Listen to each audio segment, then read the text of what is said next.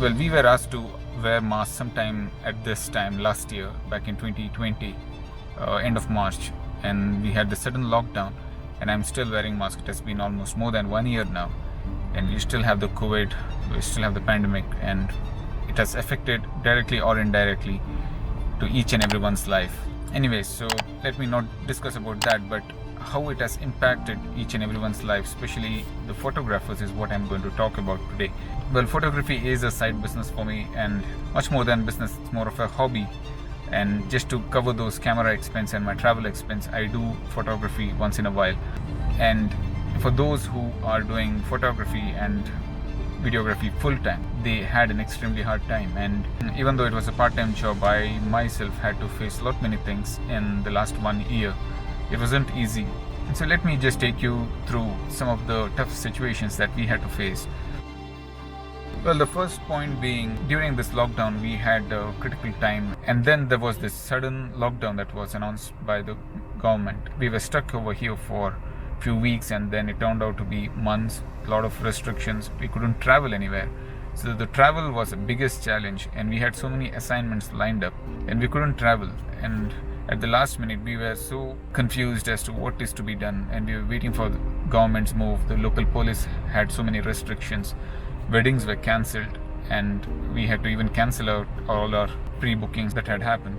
Well, I did not cover those destination weddings, but then even the local weddings that I had to cover, those which were in a different state than where I had been staying, it was difficult to travel out of the state or even the hometown or even within the district. So travel was the biggest challenge that we had faced at that time.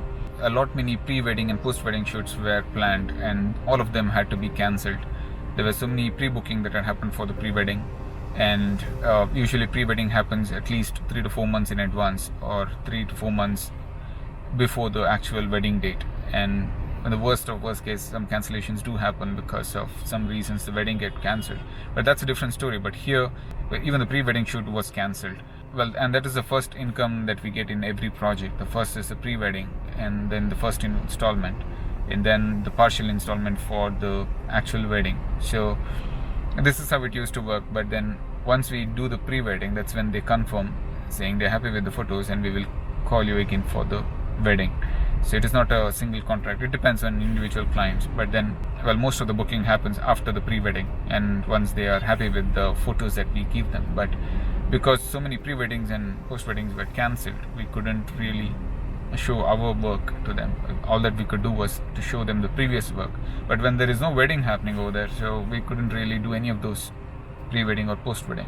So the next thing was the limited number of people who were allowed when the wedding happened. That was almost at the end of last year. But earlier in the year, all wedding halls, every wedding occasion or whatever the wedding program was planned, everything was cancelled.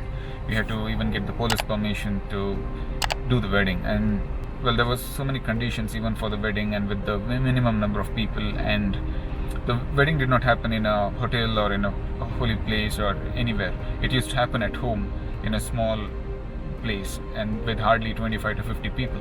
Even the people who were getting married, because the wedding used to happen at home, they did not really prioritize photographers. Instead, they just managed it with their own handheld camera or whatever the camera that they had, or they just asked some of their relatives to capture photos for free. The next point was album creation. So that is something that I usually outsource, but this time it was extremely hard. Most of the outsourcing companies either got shut down, or they were working partially or without the resource, or there was layoff over there.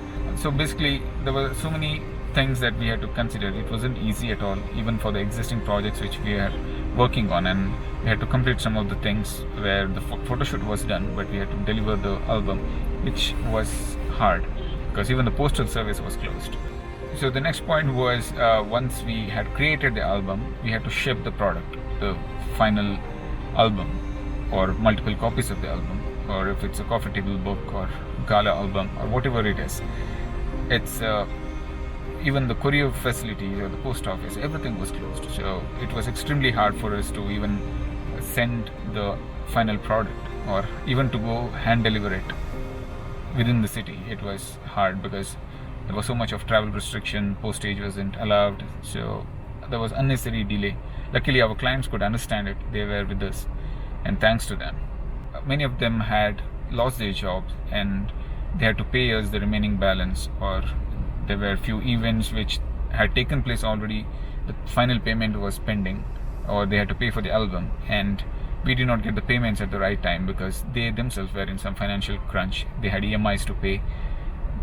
But we here in India, we do not strictly follow the contract, and we do not even have a contract in the first place. It is not like the Western countries where they make you sign a contract. Here the entire payment happens after the event is over. So at least some of the photographers these days collect some amount initially, which is a good practice, so that you guarantee your booking and also you get some partial payment in the worst situation. Whereas here in India, usually that doesn't happen. And payment at this time of COVID, we cannot even request because they have lost their job and they were not even paying their EMIs. It was extremely hard. Well, I've been working on some of the long-term projects and it just got postponed without any end date. So the deadline or end date was completely, it's like infinity for us. So we did not have any ETA for it. And because there is no budget and they were not even asking for it because they themselves weren't sure whether to continue with the project or not. And it impacted my business and income and everything. Well, even for my own personal hobby or the YouTube channel that I've been doing, I've been uploading a lot of travel videos earlier.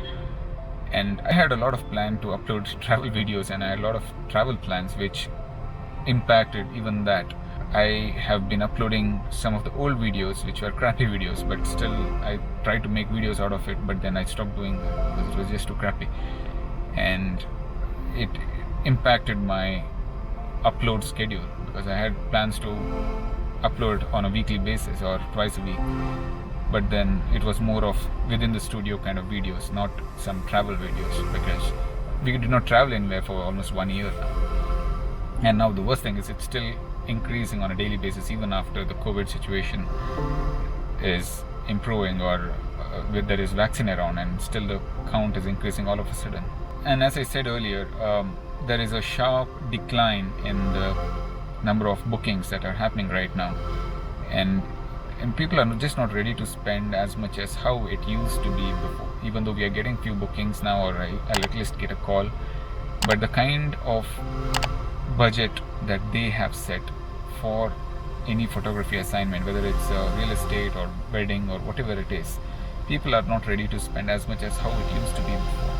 And also the cost has increased. The businesses are now trying to catch up by charging a little bit higher than what they were charging earlier because of the loss that they had to incur last year. Overall, it's higher price, higher cost for us, and lower budget from the client. So you might have seen few of my videos where I've been uploading a lot on trekking and travel, and in some of the cases they were sponsoring my trekking or travel, and those bookings had come down to zero because there was no travel, no trekking. So I used to get zero vouchers from them, or else at least once in a year I used to get some voucher or the other, and I used to travel, and it had come to nil this time. So lessons learned in short, I can say, and maybe in the next video I will be covering what are the things, how you can do a proper backup for all of this. So lessons learned, the first thing I would say is have liquid or emergency fund of at least 6 months. I'm not going to be your financial planner, but I'm trying to do everything myself. Well, because I had less time earlier, I used to outsource some of the tasks like photo editing or album designing and all of those. But now that we have less assignments, and if you have the right skill set, you can do it yourself. So that's what I am doing currently during my free time. In addition to my IT job, especially on weekends, I do that myself, especially the editing. So you might want to check out the card above where I've got a lot of Lightroom tutorials. And I use Lightroom for editing most of the photos, so you might want to check this card. And also the link is in the description, you can even check over there. Because we are tight on budget this year and we couldn't earn as much as what we used to earn regularly, I would highly recommend using the existing gear instead of, say for example, if you have plans to upgrade to a mirrorless camera or some camera, and if there is some trendy camera, just hold on for a while and try to use the existing camera unless it's really required for you to go for an upgrade. Say for example, if I am upgrading from a Nikon 610 or Nikon 850 to a mirrorless camera, I need to upgrade even the lens. I can always buy an adapter for that, but for now I can still shoot with the old camera. It's good enough.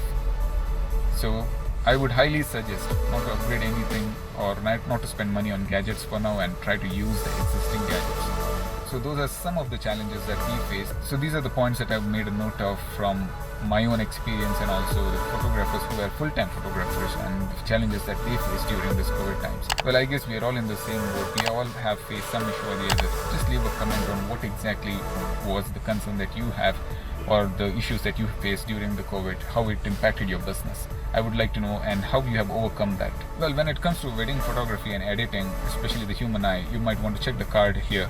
And also there is a complete list on Lightroom and also other editing tutorials or even the travel videos that you might want to check. So the links are in the description. Hope you like this video. You can support my work by buying me a coffee, or the least that you can do is to subscribe and hit on the bell icon to get all the latest updates. So see you next time. Cheers.